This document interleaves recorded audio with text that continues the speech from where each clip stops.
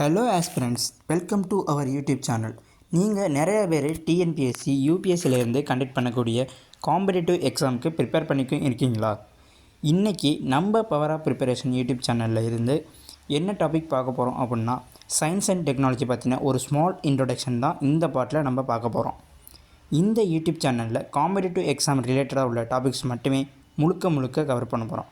இது மாதிரியே அடுத்தடுத்த வீடியோஸில் சயின்ஸ் அண்ட் டெக்னாலஜி பற்றி முழுவதுமாக பார்ப்போம். இந்த வீடியோவை உங்களுக்காக நம்ம பவர் ஆஃப் ப்ரிப்பரேஷன் யூடியூப் சேனல்லேருந்து இங்கிலீஷ் கண்டென்ட்ஸை வச்சு தமிழில் சொல்லிக் கொடுக்க போகிறோம். இது எதுக்காக அப்படின்னா, நம்ம போன வீடியோவில் சொன்ன மாதிரியே கிராமப்புறங்களில் இருக்கக்கூடிய பல மாணவர்கள் போல் இங்கிலீஷ் நாலேஜை அவங்க டெவலப் பண்ணிக்கணும் அப்படிங்கிற நோக்கத்தினால தான் நம்ம இதை முழுக்க தமிழில் சொல்லிக் கொடுக்குறோம். அதாவது இங்கிலீஷ் கண்டென்ட்ஸை வச்சு தமிழில் சொல்லிக் கொடுக்க போகிறோம். வீடியோக்குள்ளே போகிறதுக்கு முன்னாடி நம்ம யூடியூப் சேனலை சப்ஸ்கிரைப் பண்ணாதவங்க சப்ஸ்கிரைப் பண்ணிக்கோங்க. Okay, let's go to the topic. நம்ம ஃபஸ்ட்டு என்ன பார்க்க போகிறோம் அப்படின்னா, சயின்ஸ்னால் அப்படின்னா என்னங்க? சயின்ஸ்னால் தமிழில் சொல்லணும்னா அறிவியல் அப்படின்னா ஒரு புது செயலை செய்கிறோம். அப்படி நான் அந்த செயலை செய்யும்போது ஒரு ரிசல்ட் கிடைக்கும். அந்த செயலையே வேறு சுச்சுவேஷனில் செய்யும்போது ஒரே ரிசல்ட் கிடைக்குதா? இதை முறையாகவும் ஹேண்ட்ஸ் ஆன் எக்ஸ்பீரியன்ஸோடு இதை நம்ம செய்கிறோம். அப்படி செய்கிறது தான் சயின்ஸ் அப்படின்னு சொல்கிறாங்க. இந்த சயின்ஸை பொறுத்தவரையும் ஃபிசிக்கலாக உலக அளவை மேம்படுத்தக்கூடியதாக இருக்குது. அதாவது ஒரு செயலை ப்ரூஃபோடு நிரூபிக்கும் போது தான், ப்ராக்டிக்கல் நாலேஜோடு நிரூபிக்கும் போது தான் உலகத்தில் உள்ள மக்கள் அதை நம்புகிறாங்க, அதை புரிஞ்சுக்கிறாங்க, அண்டர்ஸ்டாண்ட் பண்ணிக்கிறாங்க. அடுத்த தடவை அதை செய்யும்போது அவங்க இது இப்படி தான் செய்யணும் அப்படிங்கிறது அவங்களுக்கு தெரியுது. இதை தான் சயின்ஸ் அப்படிங்கிறது சொல்கிறாங்க. இதில் டெக்னாலஜி எப்படி யூஸ் ஆகுது அப்படின்னு கேட்டிங்க அப்படின்னா, ப்ரொடியூஸ் அப்படிங்கிற பேரில் தான் யூஸ் ஆகுது. அதாவது உற்பத்திங்கிற பேரில் தான் அது டெக்னாலஜியை யூஸ் பண்ணுறாங்க. இதை தான் முழுசாக சயின்ஸ் அண்ட் டெக்னாலஜி அப்படின்னு சொல்கிறாங்க. இப்போ நீங்கள் பார்த்துட்ருக்க இந்த டாப்பிக்லாம் தான் நம்ம இந்த வீடியோஸில் கவர் பண்ண போகிறோம். ஃபஸ்ட்டு சயின்ஸ் அண்ட் டெக்னாலஜி அப்படின்னா என்னங்கிறத பார்த்தோம். இப்போ என்ன பார்க்க போகிறோம் அப்படின்னா, சயின்ஸ் இன் எவ்ரிடே லைஃப், அதாவது அன்றாட வாழ்வில் அறிவியல். இதை தான் நம்ம இப்போ பார்க்க போகிறோம். இன்றைக்கி இந்த காலகட்டத்தில் இந்த உலகத்தில் அறிவியல் மற்றும் தொழில்நுட்பம் அப்படிங்கிறது நம்மளோட அன்றாட வாழ்க்கையில் மிக முக்கியமான பங்கு வச்சுக்கிட்டு இருக்குது. நம்ம செய்யும் அனைத்தையுமே இது பாதிச்சுக்கிட்டு இருக்குது. இது நிலையான மாற்றங்களை புரிஞ்சிக்கவும் அதற்கேற்ப நம்மளையும் மாற்றி அமைச்சிக்கவும் வச்சுக்குது. மருத்துவம், தகவல் தொடர்பு மற்றும் போக்குவரத்தில் ஏற்பட்டுள்ள மாற்றங்களை பற்றி யோசித்து பாருங்கள். நம்ம வாழ்க்கையை அப்போலேருந்து இப்போ இந்த காலகட்டத்தில் எப்படி மாற்றிருக்கு அப்படிங்கிறத நினச்சி பாருங்கள். இது மட்டும் இல்லாமல் சயின்ஸ் அப்படிங்கிறது மின்சார பயன்பாட்டில் ஒரு மிகப்பெரிய புரட்சியவே ஏற்படுத்தியிருக்கு அப்படின்னு சொல்லலாம். எப்படி அப்படின்னு கேட்டிங்கன்னா, தொலைபேசி இணைப்பு மூலியமாக நம்ம மக்கள்கிட்ட போய் நேரடியாக பேசாமல் நம்ம இங்கேருந்தே ஒரு ஃபோன் மூலியமாக நம்ம என்ன ஒரு நிகழ்ச்சினாலோ ஒரு அவசர காலகட்டம்னாலோ நம்மளால் பேசிக்க முடியுது. அது மட்டும் இல்லாமல் ஏதாவது ஒரு பொழுதுபோக்கு வேணும் அப்படின்னா நம்ம முன்னாடிலாம் வெளியில் போவோம். ஆனால் இப்போ எப்படி இருக்குது? தொலைக்காட்சி மூலியமாக உலகத்தில் நடக்கிற எல்லா விஷயத்தையும் நம்ம வீட்டிலேருந்தே பார்த்துக்க முடியுது.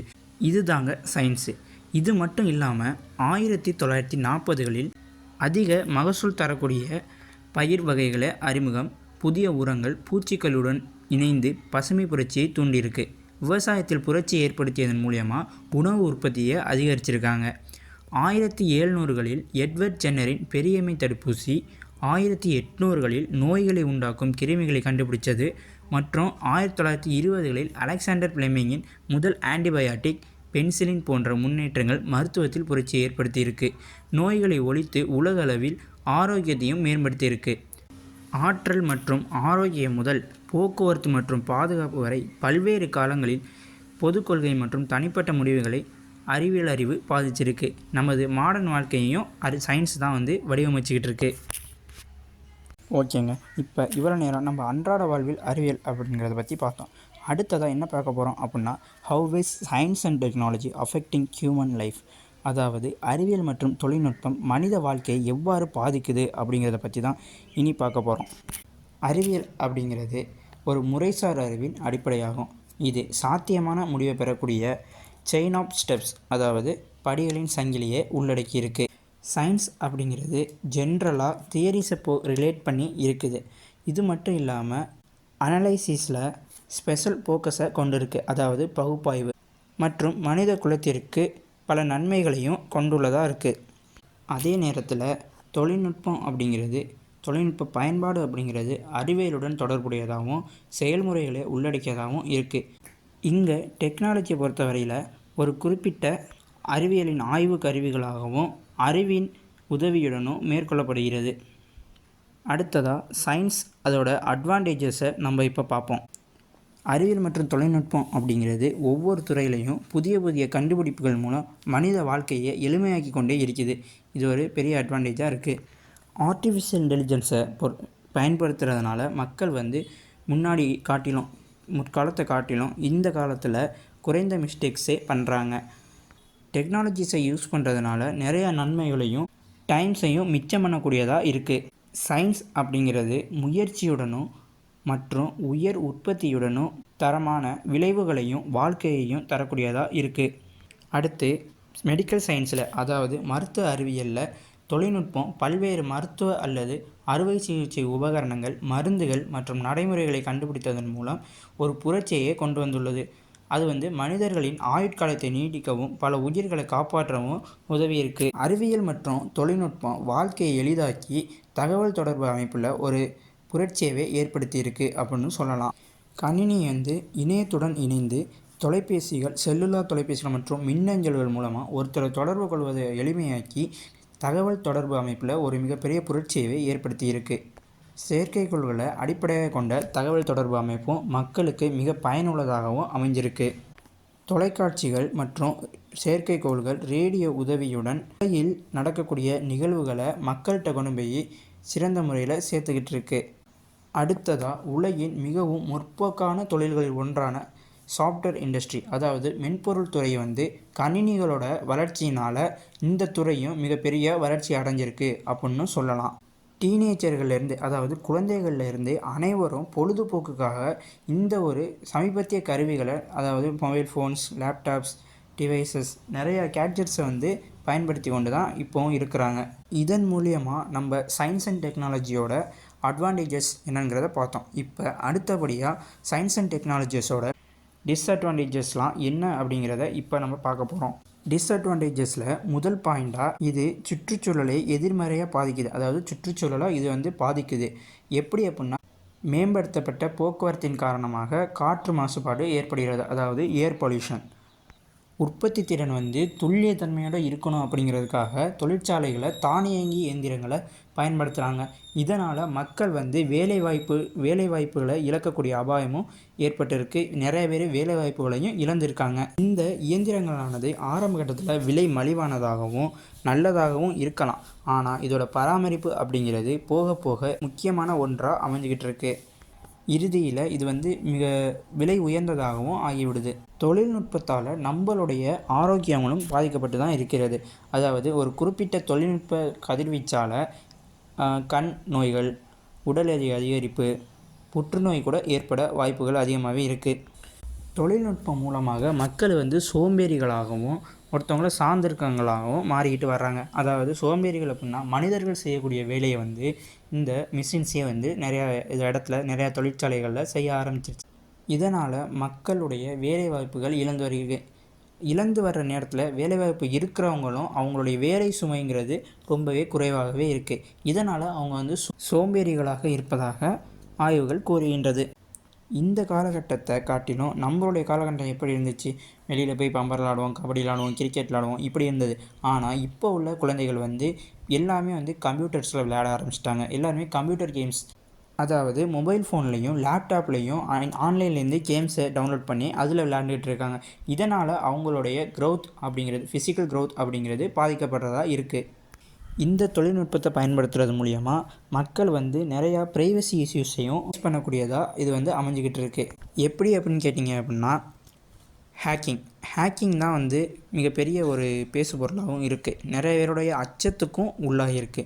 அதாவது email hacking, Instagram hacking, Facebook, இது மாதிரி எல்லாத்தையும் இப்போ ஹேக் பண்ண ஆரம்பிச்சிட்டாங்க. செல்ஃபோனையும் ஹேக் பண்ண ஆரம்பிச்சிட்டாங்க.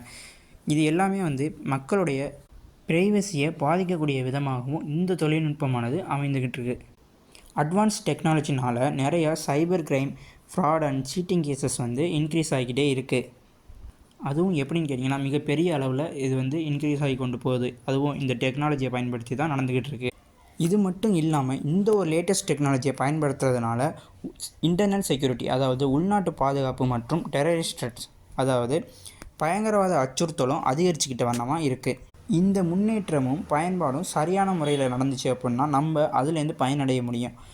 மறுபக்கம் பார்த்திங்க அப்படின்னா மனிதர்களுடைய எண்ணமானது நேர்மறையானதாக இருக்கிறதுனால இந்த டெக்னாலஜியை தவறுதலாக பயன்படுத்துறதுனாலையும் இதுலேருந்து வரக்கூடிய விளைவுகளை அவர்கள் சந்திக்க நேரிட விதமாகவும் இந்த தொழில்நுட்பமானது அமைஞ்சிருக்கு. ஓகே கைஸ், இதுவரையும் நம்ம சயின்ஸ் அண்ட் டெக்னாலஜியில் உள்ள அட்வான்டேஜஸையும் டிஸ்அட்வான்டேஜஸையும் பார்த்தோம். இனிமேல் நம்ம indigenisation of technology and developing a new technology, அதாவது தொழில்நுட்பத்தின் உள்நாட்டுமயமாக்குதல் மற்றும் புதிய தொழில்நுட்பத்தை உருவாக்குதல் பற்றியும் இனிமேல் வரக்கூடிய லெசன்ஸில் பார்ப்போம். உள்நாட்டுமயமாக்குதல் பொறுத்தவரை ஒரு குறிப்பிட்ட பகுதியை சேர்ந்த மக்களின் கட்டுப்பாடு, ஆதிக்கம் அல்லது செல்வாக்கின் கீழ் எதையும் கொண்டு வருவதற்கான ஒரு செயல் அல்லது செயல்முறையே சுதேசமயமாக்கல், அதாவது உள்நாட்டுமயமாக்குதல் ஆகும். அதாவது நம்ம இந்திய நாட்டில் ஒரு பொருளை வெளிநாட்டிலேருந்து இறக்குமதி பண்ணுறாங்க அப்படின்னா அதுக்கு மாற்றாக நம்மளே அந்த பொருளை உற்பத்தி பண்ணி நம்மளுடைய நாட்டுக்குள்ளே விற்பனை பண்ணுறதுங்கிறது தான் இந்த உள்நாட்டுமயமாக்கல் அப்படிங்கிறது பேர். இந்தியாவின் உற்பத்தியை மேம்படுத்துவதற்காக மேக் இன் இந்தியா திட்டம் 2014 தொடங்கப்பட்டது. நோட் பண்ணிக்கங்க, 2014 மேக் இன் இந்தியா திட்டம் தொடங்கப்பட்டது. எதுக்காக? இந்தியாவின் உற்பத்தியை மேம்படுத்துவதற்காக. இந்த திட்டமானது மின்னணுவியல், தகவல் தொழில்நுட்பம், பாதுகாப்பு, விண்வெளி, போக்குவரத்து போன்ற பல்வேறு துறைகளின் தொழில்நுட்பங்களை உள்நாட்டுமயமாக்குவதை ஆதரிப்பதற்காக இந்த திட்டமானது உருவாக்கப்பட்டு செயல்படுத்தப்பட்டு வருகிறது. இது தனது நாடு சொந்த வளங்களை பயன்படுத்தி தன்னை தானே வளர்த்து கொண்டு வருகிறது. சொந்த இயற்கை வளங்களை பயன்படுத்துவதால் நம் நாட்டில் தயாரிக்கக்கூடிய பொருட்கள் விலை மலிவானதாகவும் எளிதாகவும் கிடைக்கக்கூடிய பொருட்களாக அமைகிறது. இது ஒரு தொழில்நுட்ப முன்னேற்றம் மட்டுமில்லாமல் எந்த ஒரு நாட்டிற்கும் ஒரு மிகப்பெரிய மன உறுதியை அதிகரிக்கிற வண்ணமாகவும் அமைஞ்சிருக்கு. இன்னும் வரக்கூடிய காலத்தில் அறிவியல் என்பது வேலைகளை இன்னும் எளிதாக்கி திறமையாக செயல்படக்கூடிய வண்ணமாகவும் அமையவிருக்கும். அடுத்தபடியாக advantages of indigenisation of technology, அதாவது தொழில்நுட்பங்களை உள்நாட்டுமயமாக்குவதில் நன்மைகளை பற்றி இப்போ நம்ம பார்ப்போம். முதலில் உள்நாட்டுமயமாக்குதல் என்பது உளவியல் மற்றும் சமூக பொருளாதார வளர்ச்சியில் பெரும் தாக்கத்தை ஏற்படுத்தக்கூடியதாக அமைகிறது. இது உற்பத்தி மற்றும் பிற துறைகளின் வேலை வாய்ப்புகளை அதிகமாக்கக்கூடியதாக அமைஞ்சிருக்கு. இது தயாரிப்புகளை மிகவும் செலவு குறைவாகவும் பிற நாடுகளிலிருந்து நாம் இறக்குமதி செய்யக்கூடிய பொருட்களின் அதே தரத்தில் விலை மலிவானதாகவும் கிடைக்கக்கூடிய வகையில் வழிவகுக்கிறது. இது இந்தியாவில் ஆராய்ச்சி மற்றும் மேம்பாட்டுத் துறையின் நோக்கத்தை மேம்படுத்துவதாக இருக்கும். எனவே இனிவரும் காலங்களில் இந்தியாவானது புதுமை என்ற பெயரில் அதிக திட்டங்களை வழிவகுக்கக்கூடியதாக அமைகிறது. இவ்வளோ நேரம் அட்வான்டேஜஸை பற்றி பார்த்தோம். அடுத்து லிமிட்டேஷன், அதாவது தொழில்நுட்ப உள்நாட்டுமயமாக்குதலின் வரம்புகளை பற்றி பார்ப்போம். உள்நாட்டு தொழில்நுட்பமானது மலிவானதாக இருக்கலாம், ஆனால் உலக சந்தைகளில் கிடைக்கக்கூடிய தொழில்நுட்பத்தை விட மலிவற்றதாக இருக்கக்கூடிய வாய்ப்புகளும் உள்ளது. உள்நாட்டு தொழில்நுட்பத்தின் காரணமாக அதிகம் வீணாவதற்கும் உற்பத்திக்கான செலவை அதிகரிப்பதற்கும் வழிவகுப்பதாக உள்ளது. இது ஒரு பொருளின் தேவையை குறைக்கும் விதமாகவும் அமைந்திருக்கு. உள்நாட்டு தொழில்நுட்பமானது ஒரே ஒரு நாட்டில் மட்டும் சோதிக்கப்படுவதால் சுற்றுச்சூழல் மற்றும் பிற காரணிகளால் வரும் காலங்களில் அது வேலை செய்யாமல் போவதற்கு வாய்ப்புகளும் அதிகமாகவே உள்ளன. இதுவரைக்கும் நம்ம தொழில்நுட்பத்தின் உள்நாட்டுமயமாக்குதல் பற்றி பார்த்தோம். இனிமே டெவலப்மெண்ட் ஆஃப் நியூ டெக்னாலஜிஸ், அதாவது புதிய தொழில்நுட்பங்களின் வளர்ச்சியை பற்றி நம்ம இப்போ பார்க்க போகிறோம். சுதந்திரம் பெற்றதிலிருந்தே இந்தியா ஒரு தன்னிறைவு பெற்ற நாடாக மாறுவதற்கு தொடர்ந்து உழைத்து கொண்டுதான் வருகிறது. மேலும் அறிவியல் மற்றும் தொழில்நுட்ப முன்னேற்றங்களை வலுப்படுத்த 5 கட்டங்களாக முடிக்கப்பட்ட பொருளாதாரத்தின் பல்வேறு துறைகளில் தொழில்நுட்பத்தின் ஒருங்கிணைந்த உள்நாட்டுமயமாக்கலை கொண்டுள்ளது. பேஸ் 1 அந்த 5 துறைகளின் உள்கட்டமைப்புகளை கட்டுவதில் மிக கவனம் செலுத்தி வருகிறது. பேஸ் 2 பல்வேறு வசதிகளை மறுசீரமைப்பு செய்வதை வழிவகுக்கிறது.